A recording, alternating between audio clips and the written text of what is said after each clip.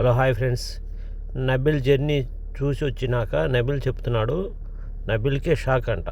అంటే అక్కడికి పోయినాక నబిల్ ఫొటోస్ అవి చూసి మతిపోయింది. ఏమన్నా ఫొటోస్ పెట్టారా, అబ్బా ఏముందిరా స్వామి ఫొటోస్ అని చెప్తున్నాడు నబిల్. అప్పుడు నబిల్ బిగ్ బాస్ చెప్తున్నాడు, 9 years యూట్యూబ్లో కష్టపడి ఇంతవరకు వచ్చినాడు. అందులో బిగ్ బాస్ హౌస్లో వీళ్ళందరి కాడికి వయసులో అతి చిన్నవాడంట.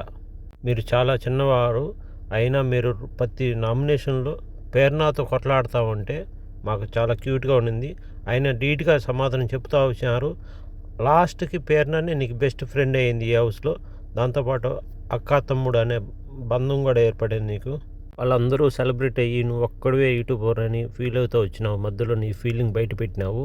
నువ్వు ఒంటరిగా ఉన్నావు. అయినా ఏ గేమ్ పెట్టినా ముందుకెళ్ళేదానికి బాగా కష్టపడినావు. మధ్యలో కొంతమంది నువ్వు గేమ్ ఆడడం లేదన్నా కానీ మేము ఎలా ఆడాలి, నీ కృషి ఏంది, నీ పట్టుదల ఏంది మేము చూసినాము.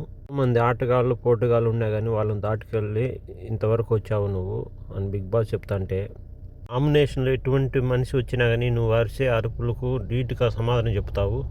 నువ్వు మాట మీద నిలబడినావు. మాట ఇచ్చిన దానివల్ల అవినాష్కు ఎవిక్షన్ షీల్డ్ ఇచ్చి నీ మనసు చాలా గొప్పది అనిపించుకున్నావు.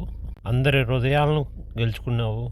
ఈ ఫ్యూచర్కి, ఈ సీజన్ విన్నర్కి ఆల్ ది బెస్ట్ అని చెప్పినాడు బిగ్ బాస్. ప్లీజ్ ఈ వీడియో మీకు నచ్చితే లైక్ చేయండి, కామెంట్ చేయండి, సబ్స్క్రైబ్ చేయండి.